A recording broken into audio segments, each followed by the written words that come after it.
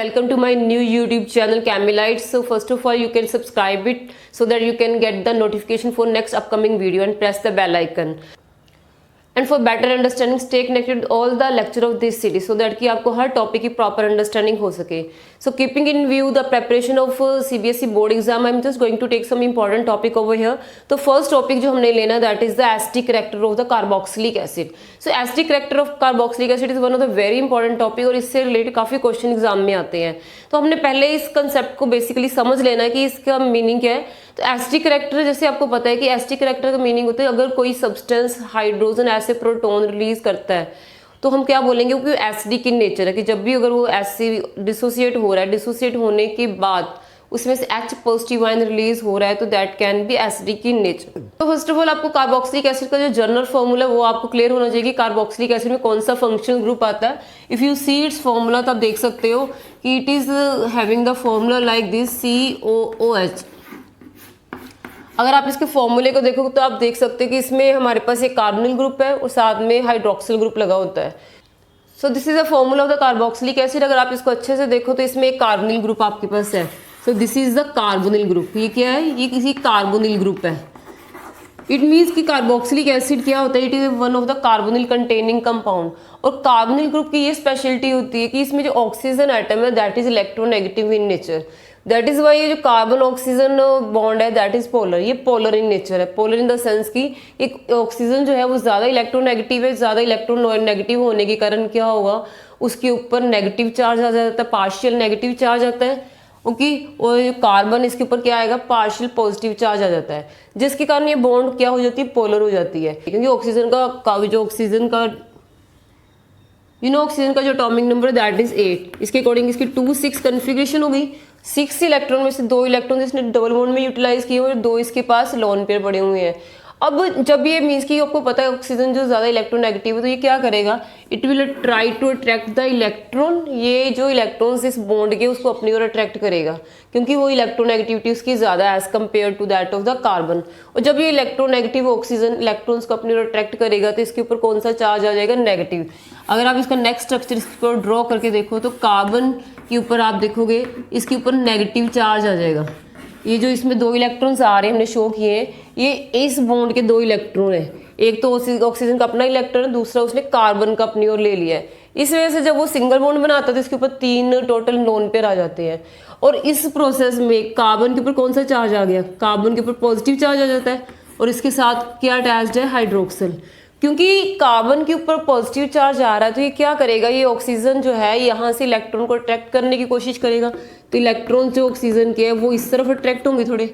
तो इससे क्या होगा कि जो ऑक्सीजन के ऊपर जब इलेक्ट्रॉन डेफिशिएंसी होएगी, अगर कार्बन इसके इलेक्ट्रॉन को अट्रैक्ट कर रहा है, इसी चेन में चल रहे हो, इसी सीक्वेंस में अगर देखो ऑक्सीजन ने डबल बॉन्ड की इलेक्ट्रॉन अट्रैक्ट किया, इसके ऊपर नेगेटिव चार्ज आ गया. नेगेटिव चार्ज इसके ऊपर आया, अब कार्बन का इलेक्ट्रॉन ऑक्सीजन के पास चला गया तो यहाँ पे पॉजिटिव चार्ज डेवलप हो जाता है. अब आप देखो इसके ऊपर पॉजिटिव है, पॉजिटिव शो करता है कि इलेक्ट्रॉन डेफिशिएंट साइट है. अब इलेक्ट्रॉन डेफिशिएंट साइट क्या करेगी, जहाँ से इसको इलेक्ट्रॉन्स मिलेंगे वहाँ से वो अट्रैक्ट करने की कोशिश करेगी. अब ऑक्सीजन के ऊपर 2 लोन पे तो यहाँ पे भी होंगे ना. तो इस तरह से जब ये ऑक्सीजन के ऊपर से इलेक्ट्रॉन अपनी ओर अट्रैक्ट करेगी तो ऑक्सीजन के ऊपर इलेक्ट्रॉन डेफिशिएंसी क्रिएट होगी. तो ऑक्सीजन क्या करेगा, उस डेफिशिएंसी को कवर करने के लिए जो हाइड्रोजन एंड ऑक्सीजन के बीच में एक बॉन्ड बनी हुई है, ठीक है, तो ये इस बॉन्ड के इलेक्ट्रॉन्स को अपनी ओर अट्रैक्ट करेगा. तो जब ये ऑक्सीजन हाइड्रोजन एंड ऑक्सीजन के बीच के इलेक्ट्रॉन्स अपनी ओर अट्रैक्ट करेगा तो it become easy to release the hydrogen as a proton. तब ये हाइड्रोजन के जब इलेक्ट्रॉन्स ऑक्सीजन ले लेता है तो वो इजीली फिर क्या करता है, हाइड्रोजन को एज ए प्रोटोन रिलीज कर देता है. तो ये जो बॉन्ड है हाइड्रोजन एंड ऑक्सीजन की ये ब्रेक हो जाती है. इट मीन्स कि इस वजह से आप देख सकते हो कि अगर आप इस कार्बोक्सिलिक एसिड के फंक्शनल ग्रुप को देखो, इसका स्ट्रक्चर फॉर्मूले को देखो तो आपको पता लग सकता है कि कार्बोक्सिलिक एसिड में जो इसमें क्या कौन सा ग्रुप है, कार्बोनिल ग्रुप है. कार्बोनिल ग्रुप कैसा है, it is the polar group. ये एक पोलर बॉन्ड बना रहा है, ठीक है. ये कार्बन और ऑक्सीजन की जो बॉन्ड है it is a polar bond. Polar का मीनिंग होता है जिसके ऊपर पोल्स डेवलप हुए हैं, positive and negative charge develop हो जाता है. आपको इस चीज़ की क्लैरिटी हो जाती है कि oxygen because of the more electronegativity वो इस बॉन्ड के इलेक्ट्रॉन से अट्रैक्ट करेगा, जिसके कारण इसके ऊपर नेगेटिव चार्ज आ जाएगा ऑक्सीजन के ऊपर और कार्बन के ऊपर पॉजिटिविटी डेवलप हो जाएगी. और जब कार्बन इलेक्ट्रॉन डेफिशिएंट बन जाता है तो वो अपनी इलेक्ट्रॉन डेफिशिएंसी को थोड़ा कम करने के लिए वो जो इसके नेबर में ऑक्सीजन है, हाइड्रोक्सिल ग्रुप का ऑक्सीजन है, उसको अट्रैक्ट करेगा। इससे इस ऑक्सीजन के ऊपर इलेक्ट्रॉन डेंसिटी कम हो जाएगी, तो वो उसको न्यूट्रलाइज करने के लिए हाइड्रोजन एंड ऑक्सीजन के बीच के जो इलेक्ट्रॉन्स है उनको अट्रैक्ट करेगा। इसके कारण क्या होगा, जो कार्बोक्सिलिक एसिड होते हैं वो हाइड्रोजन ऐसे प्रोटॉन रिलीज कर देते हैं। हाइड्रोजन ऐसे प्रोटॉन रिलीज करने के बाद हमारे पास क्या रह जाता है, आप देख सकते हो यहाँ पे कार्बोक्सिलेट आयन इस तरह से बन जाएगा। आप देख सकते हो कि बाद में ओवरऑल हमारे पास मीन्स कि एक हाइड्रोजन आयन और कार्बोक्सिलेट आयन इसमें फॉर्म होता है। तो यही चीज़ हमने डिस्कस करनी है कि जो कार्बोक्सिलिक एसिड होते हैं why they are acidic in nature, वो एसिडिक बिहेवियर क्यों शो करते हैं, और इससे रिलेटेड और भी जो इनके पॉइंट्स है, रिएक्शन है, उनको भी हम 1 बाय 1 लेंगे। यहाँ कुछ और भी कार्बोक्सिलिक एसिड के रिएक्शन है जिससे ये प्रूव हो जाता है कि कार्बोक्सिलिक एसिड जो वो एसिडिक इन नेचर है। सपोज अगर आप कार्बोक्सिलिक एसिड में you are having carboxylic acid में आपको मेटल के साथ रिएक्शन करवाते हैं। नॉर्मली हमें पता है जब भी आप किसी मेटल का एसिड के साथ रिएक्शन करते हैं तो वो क्या करता है, वो हाइड्रोजन गैस रिलीज करता है। तो इस सिमिलर बिहेवियर कार्बोक्सिलिक एसिड भी शो करता है। जब भी कार्बोक्सिलिक एसिड को आप सोडियम मेटल के साथ रिएक्शन करवाते हो तो क्या करता है कि ये सोडियम सॉल्ट फॉर्म करेगा, सोडियम कार्बोक्सिलेट सॉल्ट बनाता है। ठीक है, ये क्योंकि हाइड्रोजन भी मोनोवेलेंट है, सोडियम भी मोनोवेलेंट होता है, क्योंकि अल्कली मेटल इसकी वैलेंसी भी 1 है। क्योंकि सोडियम जो है that is more reactive than hydrogen, ये इसको डिस्प्लेस कर देगा और यहाँ से हाइड्रोजन गैस रिलीज हो जाएगी। और आपको पता है क्योंकि इसमें हाइड्रोजन मॉलिक्यूलर फॉर्म में निकलनी, तो आप यहाँ पे मीन्स की 2 मॉलिक्यूल ले सकते हो कार्बोक्सिलिक एसिड के। इन द सेम यहाँ पे 2 सोडियम, यहाँ पे आपके 2 सोडियम के कार्बोक्सिलेट ये सॉल्ट, तो यहाँ पे सोडियम कार्बोक्सिलेट सॉल्ट के हमारे 2 मॉलिक्यूल बनेंगे। इस वजह से यहाँ से भी हमें प्रूव होता है कि जो कार्बोक्सिलिक एसिड होते हैं their acidic in nature. In case paper में आपको आ जाता है explain the acidic nature of the carboxylic acid, तो आप अलग अलग पॉइंट्स लेके बताओगे। जैसे फर्स्ट पॉइंट आपका ये हो गया कि when it combine with metals they produces a hydrogen. इसी टाइप का बिहेवियर अगर आप देखो अल्कोहल्स में भी अगर अल्कोहल्स में हम मेटल डालते हैं, कि आपने आई थिंक पहले भी पढ़ा होगा, अल्कोहल्स में भी एसिडिक कैरेक्टर शो होता है, क्योंकि उसमें क्या होता है, उसमें भी हाइड्रोजन एंड ऑक्सीजन होते हैं अगर देखा जाए तो जब आप अल्कोहल्स में सोडियम डालते हो, अगेन अल्कोहल के केस में अगर सोडियम के साथ हम रिएक्शन करवाएं तो क्या बनता है, यहाँ पे भी सोडियम एल्कोक्साइड आयन बनेंगे। यहाँ पे क्या बन रहा है आपका सोडियम एल्कोक्साइड, सोडियम हो गया और एल्क मीन्स की जो भी मिथित वगैरह जो भी आपका कंपाउंड बन रहा है उसके अकॉर्डिंग बनेगा, और साथ में यहाँ पे भी हाइड्रोजन रिलीज होती है। इस तरह से हम कह सकते हैं कि कार्बोक्सिलिक एसिड जो होते हैं वो एसिडिक इन नेचर है, और दैट रिजेंबल विद अल्कोहल के अल्कोहल में और कार्बोक्सिलिक एसिड में ये सिमिलैरिटी है कि अल्कोहल्स में भी जब मेटल डालते हैं तो वो भी हाइड्रोजन गैस रिलीज करते हैं।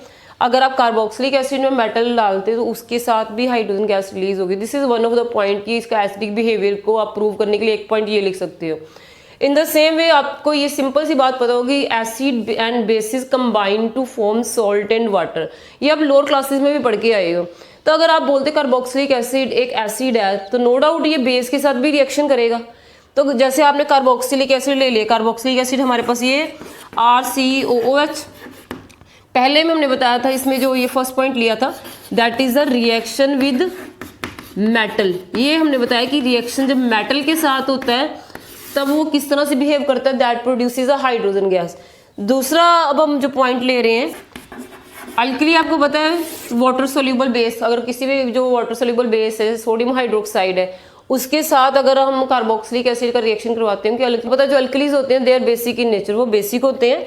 तो अगर आप कार्बोक्सिलिक एसिड को आपने इसमें कोई अल्कली डाली लाइक सोडियम हाइड्रोक्साइड डाला है तो क्या होगा, आपको पता है एसिलिक एसिड सोडियम हाइड्रोक्साइड के साथ रिएक्शन करेगा तो कार्बोक्सिलिक एसिड का H प्रोटोन और यहाँ से हाइड्रोक्साइड आयन मिलके ये वाटर फॉर्म करेंगे, और आपके पास क्या रह जाएगा, ये कार्बोक्सिलेट और ये सोडियम, तो ये दोनों मिलके क्या बनाएंगे, वो सॉल्ट फॉर्मेशन करेंगे। सेकंड पॉइंट है जिससे प्रूव होता है कि जो कार्बोक्सिलिक एसिड है they are acidic in nature, कि जब भी हम उसमें कोई अल्कली डालते हैं तो वो सॉल्ट एंड वाटर फॉर्म करते हैं।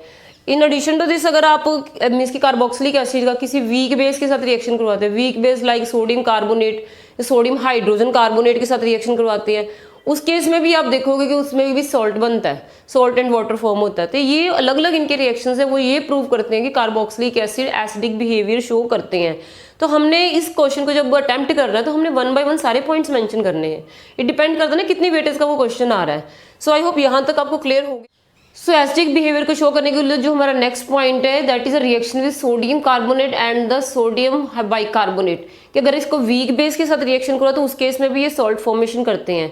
तो इट मीन्स कि वो अगर एसिडिक हैं तभी तो वो बेस के साथ रिएक्शन करके सॉल्ट एंड वाटर फॉर्म कर रहे हैं। तो आपने नेक्स्ट रिएक्शन देखना है, दैट इज जो थर्ड पॉइंट है रिएक्शन विद, केस में अगर आप देखो तो carboxylic acid RCOOH, carboxylic acid जब आपने इसको सोडियम कार्बोनेट के साथ रिएक्शन करवाना है Na2CO3 तो क्या बनेगा, आप देख सकते हो कि हाइड्रोजन फिर रिप्लेस होगा।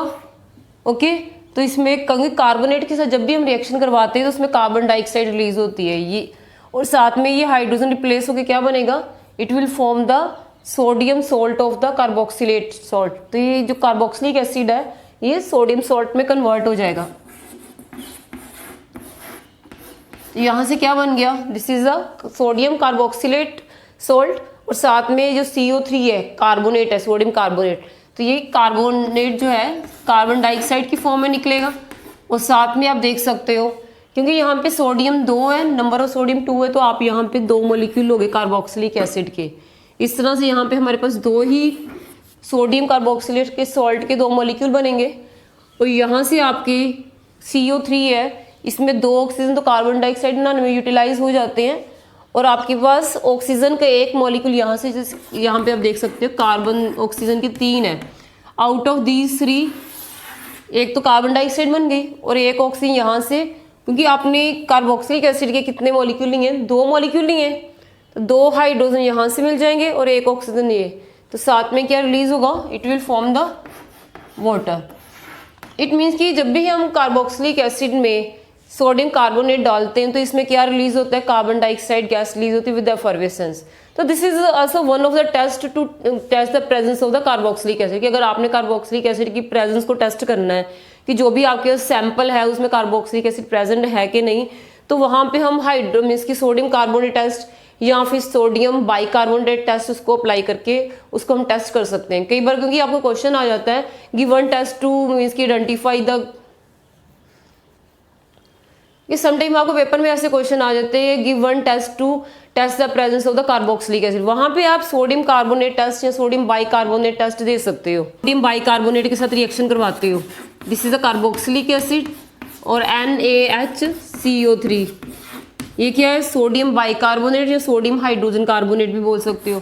इन द सेम वे क्योंकि कार्बोक्सिलिक एसिड जो होते हैं वो एसिडिक इन नेचर, तो यहाँ से हाइड्रोजन रिलीज होगी, ओके, और यहाँ से सेकेंड हाइड्रोजन, और आप देखो CO3 है, कार्बोनेट है, अगेन इसमें कार्बन डाइऑक्साइड रिलीज करवाओगे। जब भी कार्बोनेट को आप या बाइकार्बोनेट है या फिर सोडियम कार्बोनेट है, अगर आप उसका कार्बोक्सिलिक एसिड के साथ रिएक्शन करवाते हो या किसी और एसिड के साथ भी करवाते हो तो कार्बन डाइऑक्साइड हर बार रिलीज होती है, ये चीज़ आपने देखनी है। तो यहाँ पे पहले जो कार्बोक्सिलेट आपका RCO आयन है that will combine with sodium to form sodium salt, यहाँ पे सोडियम सॉल्ट बन जाएगा, साथ में ये 2 है और क्या निकलेगा, कार्बन डाइऑक्साइड रिलीज होगी CO2। अब CO2 रिलीज हुई है गैस, बट यहाँ पे तो CO3 है ना, ऑक्सीजन तो 3 है, तो 1 ऑक्सीजन यहाँ से रह जाएगी और ये 2 हाइड्रोजन, ये 2 तो 3rd ऑक्सीजन को यहाँ से लेके क्या बनाएंगे, ये वाटर फॉर्म करेंगे। इस तरह से चाहे आपने सोडियम बाइकार्बोनेट इसमें ऐड किया है या फिर सोडियम कार्बोनेट, दोनों के केस में कार्बन डाइऑक्साइड निकलेगी, फॉर्मेशन जो झाग सी बनेगी वो इसमें होगा। बट अगर आपके पास फिनोल है, फिनोल में आपको तो बेंजीन रिंग के साथ तो हाइड्रोक्सिल ग्रुप लगा, तो ये फिनोल होती है। अगर इसमें आप सोडियम बाइकार्बोनेट डालते हो तो उस केस में यहाँ पे कोई रिएक्शन नहीं होगा, नो रिएक्शन।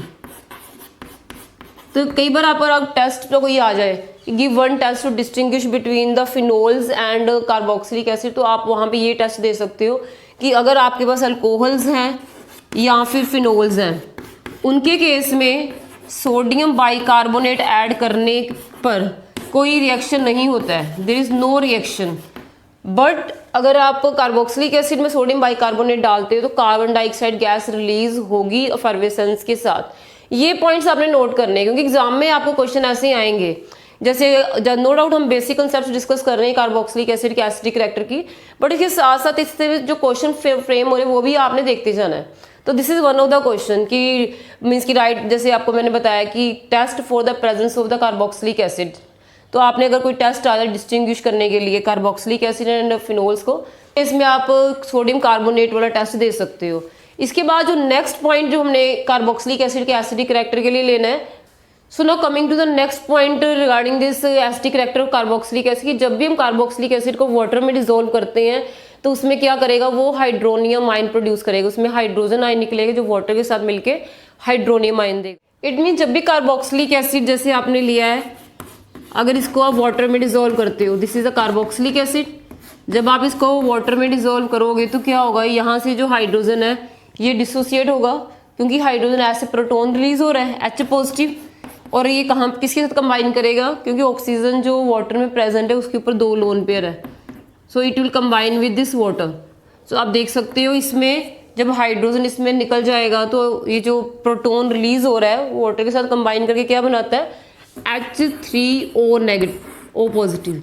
ये हाइड्रोनियम आयन होता है कि वाटर तो ऑलरेडी इन्होंने पानी में डाला है ना कार्बोक्सिलिक एसिड, जब वाटर में डालोगे तो इसका जो हाइड्रोजन आयन है यहाँ से डिसोसिएट हो गए वाटर के साथ कंबाइन करेगा और क्या बनाएगा H3O positive, that is a hydronium ion. इसके साथ जब ये H पॉजिटिव सेपरेट हो जाएगा तो हमारे पास क्या रह जाएगा, कार्बोक्सिलेट आयन।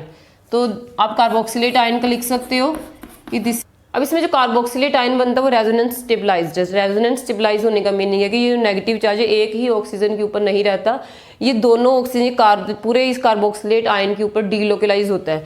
अगर आप इसके लिए दूसरा स्ट्रक्चर बनाओ तो वो इस वे से बना सकते हो कि आपने जैसे यहाँ पे नेगेटिव और दूसरी साइड जो ऑक्सीजन है यहाँ पे डबल बॉन्ड आ गई, पहले ये नेगेटिव चार्ज लोअर वाले ऑक्सीजन पे था, नेक्स्ट नेगेटिव जो अपने रेजोनेंट स्ट्रक्चर बनाया है उसमें नेगेटिव चार्ज सेकंड वाले ऑक्सीजन के ऊपर आ जाता है। इन दिस वे ये 2 रेजोनेटिंग स्ट्रक्चर हम इसकी शो कर सकते हैं।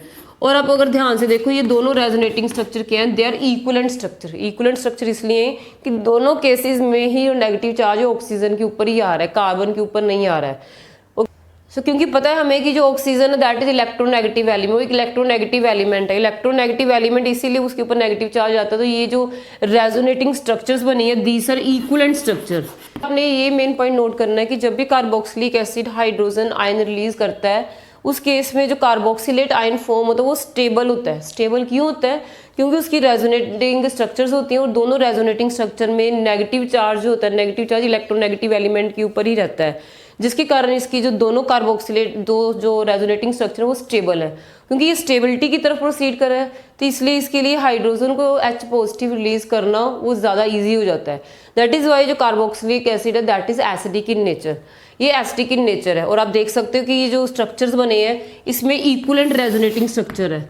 अगर आप इसी चीज़ का कंपैरिजन आप फिनोल्स के साथ करो कि फिनोल को भी हम बोलते हैं वो भी एसिडिक इन नेचर है, क्योंकि एग्जाम में क्या होता है अकेला कई बार कार्बोक्सिलिक एसिड कोई नहीं पूछते, कई बार वो इनकी कंपैरिजन स्टडी डालते हैं। दे कैन आस्क यू कि why carboxylic acid are more acidic than phenol, कि फिनोल के कंपैरेटिवली कार्बोक्सिलिक एसिड क्यों ज़्यादा मीन्स कि वो एसिडिक है।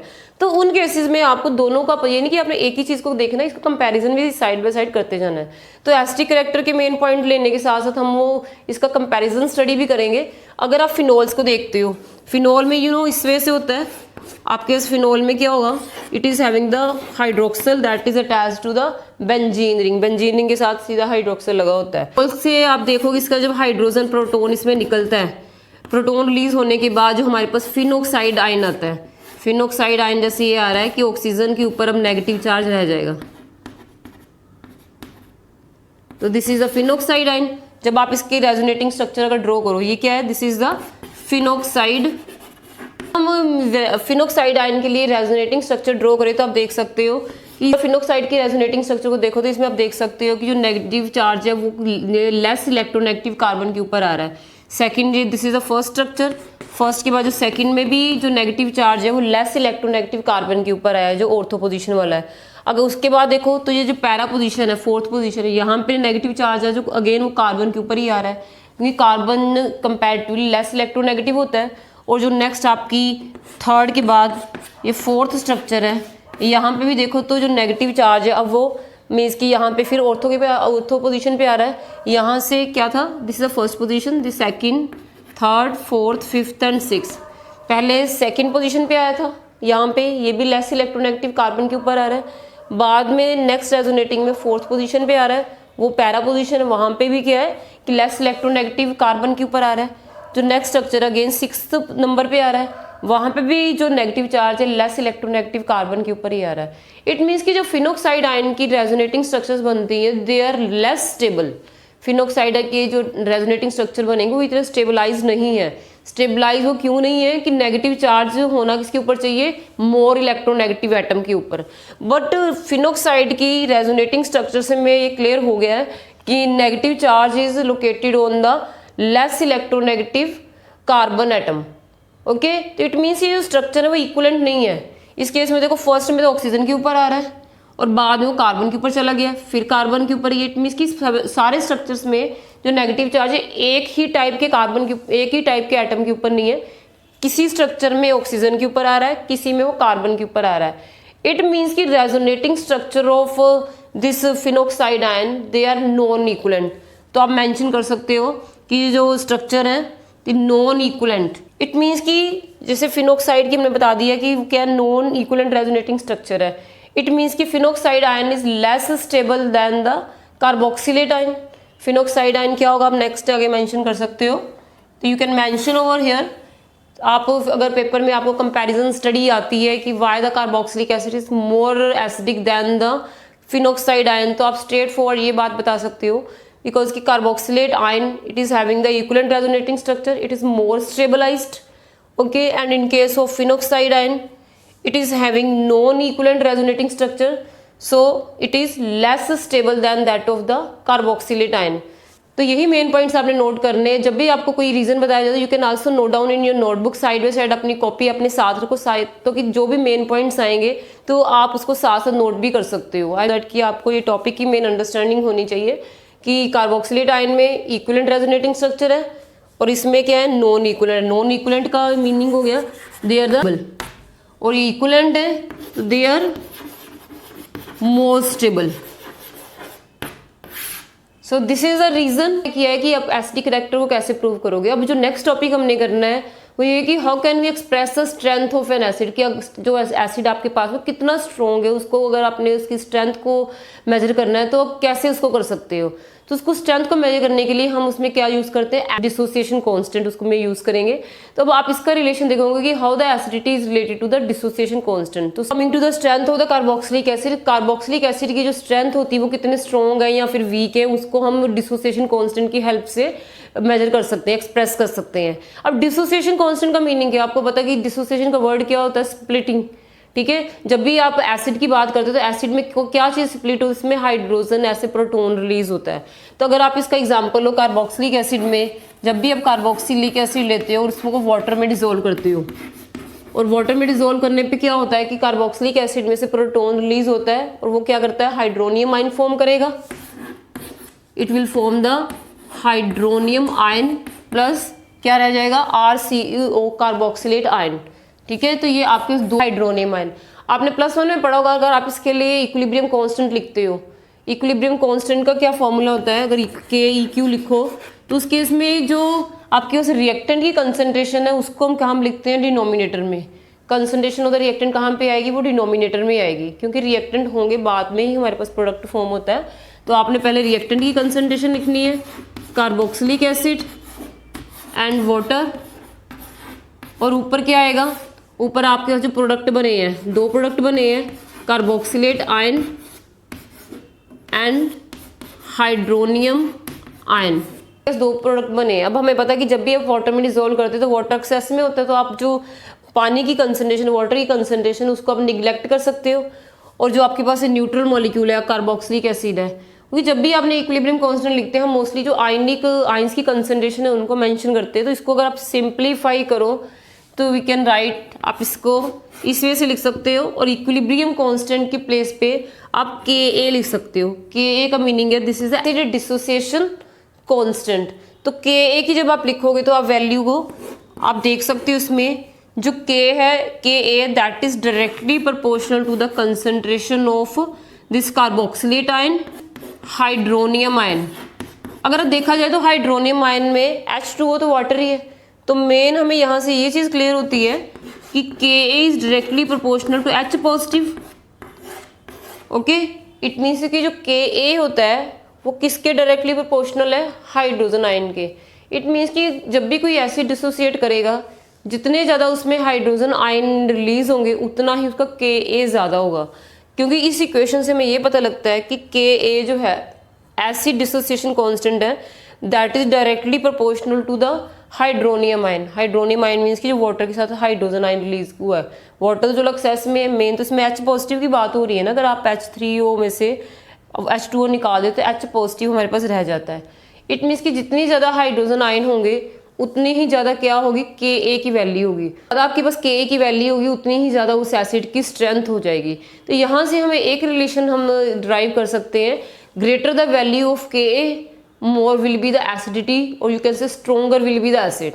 कि अगर आप एग्जाम में आपको कुछ ऐसा क्वेश्चन आता है, आपको मीन्स कि अलग अलग टाइप के क्वेश्चन आएंगे, मे बी Ka की वैल्यूज गिवन हो, Ka की वैल्यू कुछ भी दे सकते 1 2 3 4 वट एवर, कुछ भी वैल्यू दी हो, तो आपने देखना है कि जिस एसिड की Ka की वैल्यू ज़्यादा है, इट मीन्स कि वो क्या होगा, स्ट्रोंगर एसिड होगा। तो आप इसके लिए दो रिलेशन नोट कर लो, क्योंकि हमें ये चीज़ क्लियर हो चुकी हुई है कि acid dissociation constant directly proportional किसके होता है, हाइड्रोजन आयन के। So greater is the concentration of hydrogen ion, higher will be the Ka value, Ka value उतनी ही ज़्यादा होगी, और क्या होगा, stronger will be the acid. कि हाइड्रोजन आयन इंक्रीज, जैसे जैसे हाइड्रोजन आयन की कंसंट्रेशन इंक्रीज करेगी तो Ka की वैल्यू जो वो भी इंक्रीज करेगी, और जैसे जैसे Ka की वैल्यू इंक्रीज करेगी वो एसिड क्या होगा, strong. In the same way acidic character will increase. Okay, it means acidic character will increase with increase in Ka। तो यू कैन मेंशन कि फॉर स्ट्रोंगर एसिड, जो स्ट्रॉन्ग एसिड्स उनके होंगे उनकी जो Ka की वैल्यू होगी वो हायर होगी, और वीक एसिड्स के लिए for strong acid Ka will be higher. Okay, and weak acids के लिए Ka की वैल्यू क्या होगी, स्मॉलर होगी। आई थिंक आपको Ka की तो वैल्यू क्लियर हो गई होगी। एक तो आपको Ka का पता होना चाहिए, कई बार आपको एग्जाम में Pka की वैल्यूज भी क्वेश्चंस आते हैं। अब आपने समझना Pka क्या होता है। नेक्स्ट हमारा टॉपिक दैट इज Pka। फिर आपने स्ट्रेंथ ऑफ एसिड का Pka की टर्म में और Ka की टर्म में, दोनों में टर्म में आपने इनके स्ट्रेंथ को देखना है। और एग्जाम में न्यूमेरिकल आपको जो आएंगे वो Pka की भी हो सकते हैं और Ka के भी हो सकते हैं, हमने दोनों का ही देखना है। K में तो आपको क्लियर हो गया है कि विद इंक्रीज इन K, जिसका K हायर है वो एसिड वो ज़्यादा स्ट्रॉन्ग होगा, जिसका Ka लो है वो एसिड वीक होगा। इन द सेम वे हमने Pka के भी उसको समझना है। So now coming to the next term that is Pka। This is the Pka। अब Pka के समझने के लिए पहले आपको pH का क्लियर होना चाहिए। जैसे आप pH जब लिखते हो तो pH के केस में यू नो दैट कि pH is equal to the negative logarithm of hydrogen ion concentration. कि हाइड्रोजन आयन कंसंट्रेशन के नेगेटिव लोगरिथम को हम pH बोलते हैं। इन द सेम वे अगर आपने इसमें इस बार Pka लेना है तो वहाँ पे भी आप क्या करोगे, माइनस लोगरिथम ऑफ Ka। बस यही रिलेशन आपने देखना है कि pH में जब आपने pH लेनी होती है तो negative logarithm of hydrogen ion concentration का लोगे। इन द सेम वे जब आपने Pka लिखनी है तब आपने माइनस लोगरिथम उसी टर्म का लेना है, Ka का ले लेना है। इसी वजह से जब हम नेक्स्ट हम जब चैप्टर करेंगे बेसिस वाला मीन्स का, वहाँ पे हमारा आएगा Pkb। Kb क्या होगा, बेस डिसोसिएशन कांस्टेंट, और वहाँ पे फिर Pkb आएगा। मतलब कि किसी का भी P वाली टर्म आ जाए, चाहे pH है, चाहे Pka है, चाहे Pkb है, आपने बस करना है कि नेगेटिव लोग उसको लगा देना है। जब नेगेटिव लोग लगा दोगे तो साथ में वही टर्म दोबारा लिख देनी है कि pH का मीनिंग है negative logarithm of Ka, pH का मीनिंग है negative logarithm of H positive. जब कल को Pkb करेंगे तो माइनस लोगरिथम ऑफ Kb। इसी वजह से करना, कुछ ज़्यादा टफ नहीं है। तो बस आपने एक बात नोटिस करनी है तो Pka और Ka का आपस में ऑपोजिट रिलेशन है। एक चीज़ प्लस में और दूसरी क्या है, माइनस में है। इट मीन्स कि जैसे आपने बोला था कि स्ट्रॉन्ग एसिड्स के लिए जो Ka की वैल्यू होती है, अगर Ka की ज़्यादा है तो स्ट्रेंथ भी ज़्यादा होगी। इट मीन्स कि higher the value of K stronger will be the acid. But इसमें तो अब ऑपोजिट हो गया ना, जो K है वो Pk के ऑपोजिट है, माइनस लोगरिथम में है। इट मीन्स यहाँ से आपको ये रिलेशन लर्न करना पड़ेगा कि स्ट्रॉन्गर एसिड्स के लिए अगर Ka की वैल्यू ज़्यादा है तो Pk की वैल्यू क्या होगी, वो कम होगी, क्योंकि Pk उसका ऑपोजिट लेना है। ठीक है, वो हमने K का ऑपोजिट मीन्स कि उसका ऑपोजिट साइन ले रहे हैं, प्लस में नहीं ले रहे, नेगेटिव में ले रहे हैं। Understand the relation between the Pka and strength of the acid. कि जैसे आपने देखा था कि Ka और एसिड की स्ट्रेंथ का क्या था, कि जो स्ट्रेंथ होती है एसिड की that is directly proportional to K a. It means कि जितना ज़्यादा के होगा स्ट्रेंथ उतनी ज़्यादा होगी। उसमें क्या था, बट इस केस में क्या है, पी के की केस में जो स्ट्रेंथ है, अगर इसका रिलेशन याद रखो, that is inversely proportional to p K. मतलब कि इसकी इन्वर्सली है। इन्वर्सली प्रोपोर्शनल का मीनिंग है जिस एसिड का पी के की वैल्यू जिसकी ज़्यादा होगी उसकी स्ट्रेंथ क्या होगी, कम होगी। ठीक है, इट मीन्स जिसकी पी के की वैल्यू कम है वो उसकी स्ट्रेंथ ज़्यादा होगी। कि आप अगर डायरेक्टली प्रोपोर्शनल देखो तो अगर के ए ज़्यादा है तो स्ट्रेंथ भी ज़्यादा, वो स्ट्रॉन्ग एसिड है। बट पी के ए और स्ट्रेंथ का क्या रिलेशन है, ये दोनों इन्वर्सली प्रोपोर्शनल है। इन्वर्सली प्रोपोर्शनल क्यों है, अगर पी के की वैल्यू ज़्यादा होगी तो स्ट्रेंथ क्या होगी उसकी, कम होगी। क्योंकि आपको यहाँ से देख के भी क्लियर हो गया होगा, पी के जो होता है माइनस लोगरिथम होता है, माइनस ऑपोजिट ले रहे हो कि अगर के ए ज़्यादा है तो पी के कम होगा। ठीक है, अगर पी के क्या है, कम है, तो वैल्यू उसकी एसिड की क्या होगी, वो स्ट्रॉन्ग होगी। यही आपने इस रिलेशन को याद रखना है। तो यहाँ पे आप नोट कर सकते हो, हाई पहले आपने बोला था के हाइयर है तो जो एसिड है वो स्ट्रॉन्ग होगा। बट दूसरे केस में अगर हाइयर पी के, हाइयर द पी के weaker will be the acid. इस केस में रिलेशन ऑपोजिट है, जो एसिड होगा वो क्या होगा, वीक एसिड होगा, weaker will be acid. So I think आपको पता लग गया होगा, अगर पी के की वैल्यू लोअर होगी, smaller the value of P के, तो एसिड क्या होगा, तब वो स्ट्रॉन्ग होगा, अगर अदरवाइज।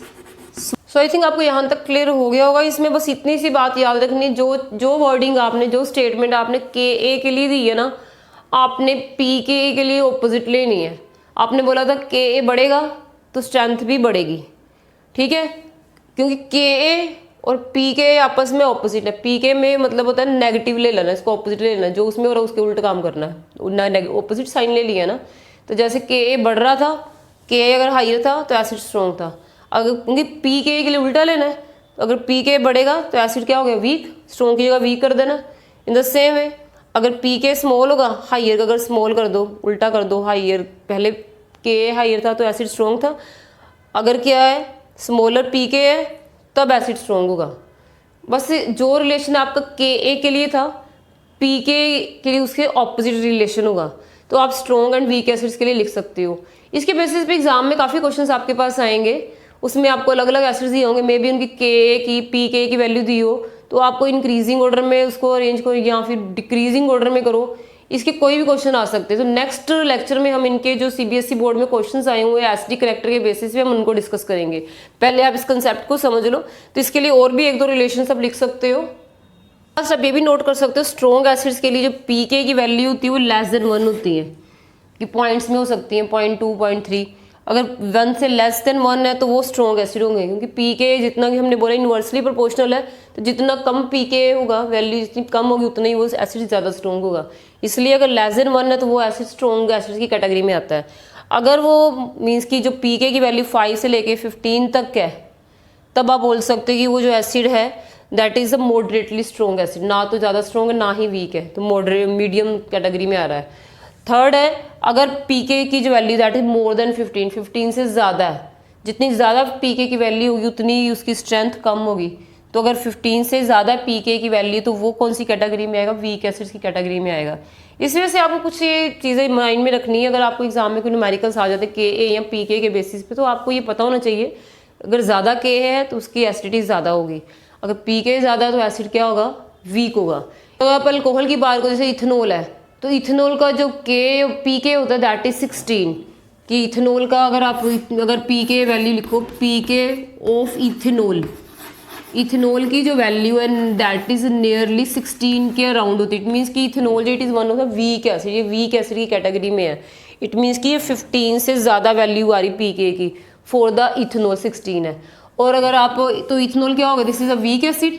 और पीके अगर आप फिनॉल का देखो, फिनॉल्स के केस में इट इज़ नियरली 10, ये 10 के अराउंड होता है। इट मीन्स कि जो फिनॉल है वो आपका मॉडरेटली स्ट्रॉन्ग एसिड्स में आएगा, कि वो ना तो ज़्यादा स्ट्रॉन्ग एसिड ना ही वीक है, मॉडरेटली स्ट्रॉन्ग एसिड में फिनॉल आती है। इस तरह से आपको ये कैटेगरी पता होनी चाहिए। अगर आपको पेपर में आ जाता है range of phenol, ethanol and then carboxylic acid in the increasing और decreasing order of their p K value, तो इथेनॉल जो है उसकी पीके वैल्यू सबसे ज़्यादा होती है, वो वीक होता है। और उसके बाद क्या है, फिनोल, फिनोल की उससे ज़्यादा, इट मीन्स कि जो इथेनॉल है that is a weaker acid, उसके बाद फिनोल है, देन कार्बोक्सिलिक एसिड सबसे स्ट्रॉन्ग आएगा। तो ये कुछ पॉइंट्स आपने माइंड में रखने। इसके बाद हमारे पास लास्ट पॉइंट रह जाता है, that is the effect of substituent on the strength of the carboxylic acid, कि अगर कार्बोक्सिलिक एसिड के साथ कोई हमने सब्स्टिट्यूएंट अटैच किया हुआ है तो सब्स्टिट्यूएंट का क्या इफेक्ट पड़ेगा, नो डाउट वो भी उसकी एसिडिटी को इफेक्ट करेगा। तो ये लास्ट 2 पॉइंट डिस्कस करने के बाद हम इसके सीबीएसई के क्वेश्चंस पे आएंगे। Next topic that is effect of the substituent on the acidity. जैसे हमने इसमें 2 कैटेगरीज ली है, इलेक्ट्रॉन विड्रॉइंग ग्रुप और दूसरा कि electron releasing group. Electron withdrawing group का मीनिंग है कि व्हेन जो भी ग्रुप उसके साथ कार्बोक्सिलेट कार्बन के साथ अटैच्ड है, अगर उसकी इलेक्ट्रोनेगेटिविटी कार्बन के कंपैरेटिवली ज़्यादा है तो वो क्या करेगा, इलेक्ट्रॉन्स को अपनी ओर अट्रैक्ट करेगा। और जैसे ही वो कार्बन मीन्स के इलेक्ट्रॉन्स को अपनी ओर अट्रैक्ट करेगा तो क्या करेगा, ये जो नेगेटिव चार्ज इसको डिस्पर्स कर रहा है। इससे क्या होगा कि ये जो कार्बोक्सिलेट आयन का जो नेगेटिव चार्ज है उसको वो डिक्रीज कर रहा है, उसको जस्ट विड्रॉइंग द इलेक्ट्रॉन। इस कार्बोक्सिलेट आयन के ऊपर नेगेटिव चार्ज होता है, क्योंकि हमें पता है कि कार्बोक्सिलिक एसिड जब ये हाइड्रोजन रिलीज कर देता है, एक हाइड्रोजन रिलीज करने के बाद इसके पास नेगेटिव चार्ज रह जाता है। ठीक है, अगर कोई भी ऐसा ग्रुप है जो नेगेटिव चार्ज मीन्स की इलेक्ट्रॉन डेंसिटी जो उसके ऊपर हाई है उसको अपनी ओर खींच रहा है, इट मीन्स को न्यूट्रलाइज कर रहा है, उसकी इलेक्ट्रॉन डेंसिटी कम कर रहा है, तो इससे क्या होगा कि उसकी जो स्टेबिलिटी है कार्बोक्सिलेट आयन की वो बढ़ जाती है। तो बेसिकली आपने लिखना है इलेक्ट्रॉन विड्रॉइंग ग्रुप जो होता है it decreases the carboxylate ion stabilize हो जाएगा तो उसकी एसिडिटी क्या करेगी, that will increase. It means कि इलेक्ट्रॉन विड्रॉइंग ग्रुप क्या करते हैं, वो एसिडिटी को इंक्रीज करते हैं। यही बताना है कि they increases the electron decreases the electron density and intensity of the negative charge. Electron density अगर डिक्रीज हो जाएगी तो इंटेंसिटी जो है नेगेटिव चार्ज की वो भी तो डिक्रीज हो जाएगी। जब इंटेंसिटी कम हो जाएगी, नेगेटिव चार्ज कम हो जाएगा तो आयन क्या हो जाएगा, स्टेबल हो जाएगा। आयन जब स्टेबल हो जाएगा तो वो एसिडिक करेक्टर की तरफ प्रोसीड करेगा। इट मीन्स कि जो इसका एसिडिक करेक्टर है, एल में यही बात निकल के आती है कि इलेक्ट्रॉन विड्रॉइंग ग्रुप ने क्या करना, वो एसिडिटी को बढ़ा देते हैं। क्यों बढ़ा देते हैं, because they decrease the electron density on the carbon, और इससे क्या होगा, आयन स्टेबलाइज हो जाता है। आयन की स्टेबिलिटी बढ़ने से उसका एसिडिक करेक्टर भी बढ़ जाता है। इससे अगर ऑपोजिट देखा जाए, कोई भी ऐसा ग्रुप लगा हो जो इलेक्ट्रॉन रिलीजिंग ग्रुप है, इलेक्ट्रॉन रिलीजिंग ग्रुप जैसे कोई भी आप देखो मिथाइल ग्रुप या अल्काइल ग्रुप लगा होता है, वो कोई भी ऐसा ग्रुप जो इलेक्ट्रॉन डेंसिटी को इसके ऊपर इंक्रीज कर रहा है, तो पहले ही इसके ऊपर कार्बोक्सिलेट आयन के ऊपर आपको पता है नेगेटिव चार्ज है, तो इलेक्ट्रॉन रिलीजिंग ग्रुप क्या करता है, ये इलेक्ट्रॉन डेंसिटी इंक्रीज करेगा। इलेक्ट्रॉन डेंसिटी इंक्रीज करने से ये जो नेगेटिव चार्ज है इसकी इंटेंसिटी भी तो बढ़ जाएगी ना, पहले ही उसके ऊपर नेगेटिव चार्ज है, एक्स्ट्रा चार्ज है, और बाद में अगर कोई ऐसा ग्रुप लगा हो जो अपने इलेक्ट्रॉन भी उसकी तरफ फेंक रहा है तो उसके पास तो नेगेटिव चार्ज एक्सेस में हो जाएगा ना। इससे क्या होगा कि जो नेगेटिव चार्ज की इंटेंसिटी वो बढ़ जाती है। नेगेटिव चार्ज की इसके ऊपर इंटेंसिटी बढ़ने से क्या होता है कि ये जो कार्बोक्सिलेट आयन बन के निकलता है डिसोसिएशन के बाद, ये अनस्टेबल हो जाता है।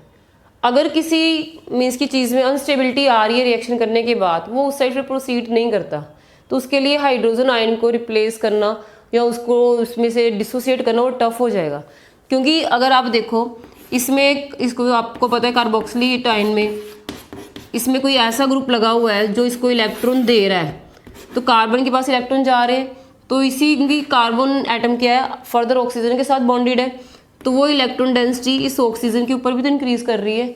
अगर ऑक्सीजन के पास ऑलरेडी इलेक्ट्रॉन डेंसिटी बढ़ रही है तो उसको क्या ज़रूरत पड़ी है अपने और हाइड्रोजन के बीच में जो बॉन्ड है उसके इलेक्ट्रॉन्स को अट्रैक्ट करने की। वो अट्रैक्ट इतनी अच्छे से नहीं करेगा क्योंकि ऑलरेडी उसके पास इलेक्ट्रॉन डेंसिटी बढ़ रही है, तो वो उसको इलेक्ट्रॉन्स को इतने अच्छे से अट्रैक्ट नहीं करता, तो जिसके कारण क्या होगा, हाइड्रोजन आयन का जो रिलीज है वो थोड़ा टफ हो जाता है। तो मेन आपने यही याद रखना है, इलेक्ट्रॉन रिलीजिंग ग्रुप जो होते हैं वो क्या करते हैं, दे इंक्रीजेज आयन, इसके ऊपर नेगेटिव चार्ज की इंटेंसिटी बढ़ जाती है, जो क्या करता है, that destabilise the carboxylate ion. तो ये क्या करेगा, इट हो रहा तो वो एसिडिक करेक्टर थोड़ा शो करेगा, फिर उसकी एसिडिटी थोड़ी कम हो जाती है, डिक्रीज हो जाता है। सो एसिडिटी, या आप बोल सकते हो इसका जो एसिडिक करेक्टर है दैट विल डिक्रीज। तो ओवरऑल अपने बस यही चीज़ ही माइंड में रखनी है, presence of any electron withdrawing group, कोई भी इलेक्ट्रॉन विड्रॉइंग ग्रुप प्रेजेंट है, चाहे फ्लोरो क्लोरो कोई भी ऐसा इलेक्ट्रोनेगेटिव ग्रुप प्रेजेंट है इसके ऊपर, उसके कारण क्या होगा, उसकी इलेक्ट्रॉन डेंसिटी क्या होगी, वो डिक्रीज कर जाएगी। डिक्रीज करने से क्या होगा, जितनी ज़्यादा डिक्रीज करेगी उतनी ज़्यादा वो हाइड्रोजन और ऑक्सीजन के जो इलेक्ट्रॉन है उनको अपनी ओर अट्रैक्ट करेगा, तो एसिडिटी क्या होगी, इंक्रीज करेगी। इसके ऑपोजिट अगर इलेक्ट्रॉन रिलीजिंग इफेक्ट है, वो इलेक्ट्रॉन दे रहा है, नेगेटिव चार्ज को और बढ़ा रहा है। नेगेटिव चार्ज बढ़ने का मीनिंग है इलेक्ट्रॉन उसके ऊपर ऑलरेडी ज़्यादा आ रहे हैं, तो उसको फिर ज़रूरत ही नहीं होती कि हाइड्रोजन के इलेक्ट्रॉन्स को लेके हाइड्रोजन को विदाउट इलेक्ट्रॉन को रिमूव कर दे, ऐसा नहीं करेगा, क्योंकि उसके पास ऑलरेडी इलेक्ट्रॉन ज़्यादा हो रहे हैं, क्योंकि वो जो साथ में ग्रुप अटैच्ड है वो इलेक्ट्रॉन बढ़ा रहा है। तो यही चीज़ आपने देखनी है, electron releasing group will decrease the acidic character और electron withdrawing group will increase the acidic character. So this is all about the basic concepts of the acid character of the carboxylic acid. अब next जो coming video उसमें हमने क्या करना है, जितने भी सीबीएसई के क्वेश्चंस हैं एसिडिक करेक्टर के बेसिस पे उनको डिस्कस करेंगे, और ये भी देखेंगे कि जैसे आपने ये किया है कि number of electron withdrawing group कितने लगे हुए हैं। कई बार कोई ऐसा ग्रुप है जिसमें 2 इलेक्ट्रॉन विड्रॉइंग ग्रुप लगेंगे, किसी में 3 लगेंगे, किसी में 1 लगा, किसी में कोई भी नहीं लगा, तो number of electron withdrawing group के उससे भी इसके ऊपर इफेक्ट आएगा।